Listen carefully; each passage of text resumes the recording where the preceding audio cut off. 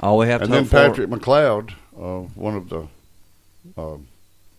freshmen or redshirt freshmen, but he's transferred. So, and I kind of take that as a sign that saying, well, Coker's got it. Coker's going to do it. I'm not going to get a chance with the other couple of quarterbacks, that they got. And I'll take that as a good sign that he's clearing out, because we've obviously got somebody we've got, plans for next year. Well, Cooper Bateman looked good. Yeah. Yeah. And then you got the Cornwell kid coming in. Yes. I mean, I'm not really worried about that. And I like the controversy that leads up to football the season.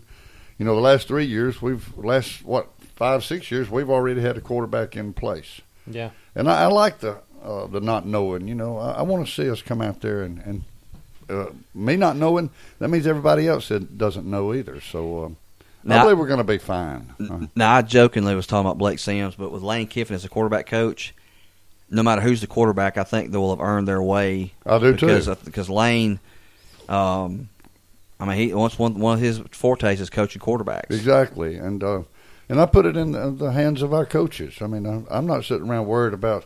I know everybody else thinks if Coker this, Coker that.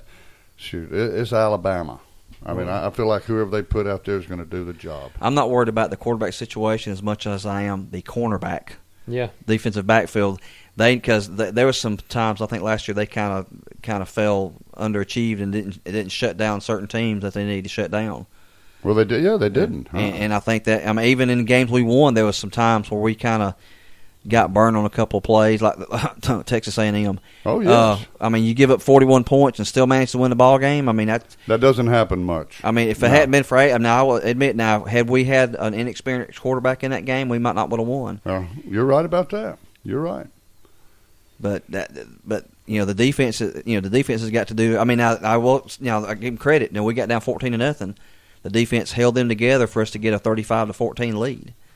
But we let them creep back in the ball. That 95. Oh, my blood pressure up on that 95-yard pass. Well, I went over to my girlfriend's house that day, and that was the last time we saw each other. I told her, I said, I like to watch the ball game. She had invited me over to watch the ball game, and she thought it would be fun to invite 2 Auburn fans and a Florida fan to watch the ball game with me. Well, I lasted a halftime before I told her, I said, I'm done. I said, that's just not fair for me to have to put up with this in a game like this. And she said, I thought it would be fun, Andy. I said, well, I haven't seen her since. Well, one other thing I read this week that was kind of interesting to me was they have a game-by-game predictions out on Bleacher Report for the SEC schools. It's shocking to me. They had Auburn. Their only loss was at Georgia, because it's at Georgia, and they said 4 out of the last 5 years Auburn has lost. Or 4 of the last 5 times Auburn has been to Athens, they've lost. So they're picking to lose that game. That's their only loss, and picking Georgia to win the SEC. I don't see that. Never let a drunk write a sports column. That's right. Because I don't think Mark Richt is set up to win that game. I don't either. I mean, he gets there every now and then. I mean, but he's gonna lose a game this season that he's supposed to win. Yeah. And he does that every year. For Georgia to win the SEC, Alabama, Auburn, LSU, and Texas A&M is going to be put on probation of some type. Yes. Well, they've got Alabama. They've got, and this is, they got them picked to beat Florida 24-20. Then the next week they got them picked to lose to Ole Miss 24-23 at Ole Miss, and then beating Arkansas. They're trying to, and then really stomping Texas A&M 33-13. I can't see the Florida Alabama game that close. Me neither. I can't see that Ole Miss beating Alabama. I'd just like to see them maybe play what was 20-0 last year. Yeah. I mean, I can't see Ole Miss, and especially I can't see Mississippi State winning more than 6 ball games.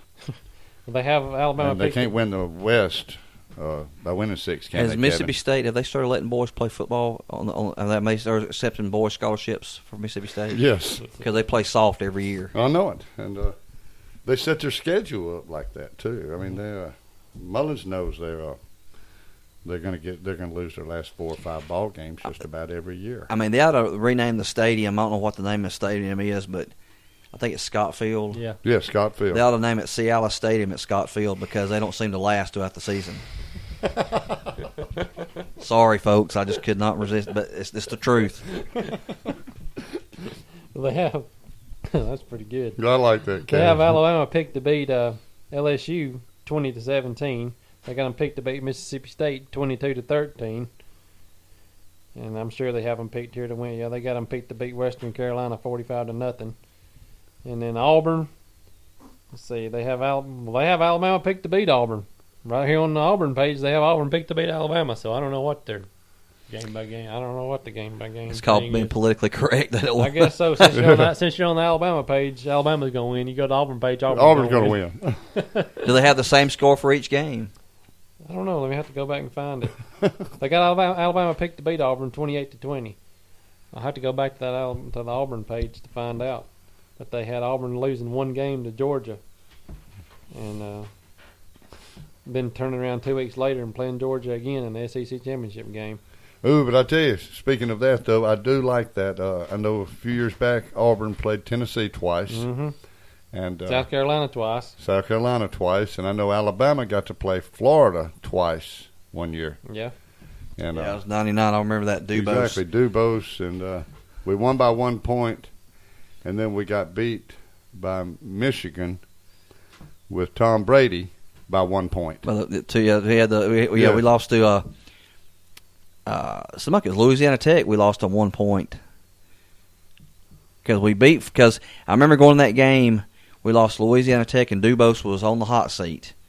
Yes, we beat Arkansas and beat Florida in overtime by 1 point, 40-39, and then we lost to Tennessee by a couple of touchdowns, and then we went undefeated the rest of the way and beat Florida. We destroyed them 34-7 in that.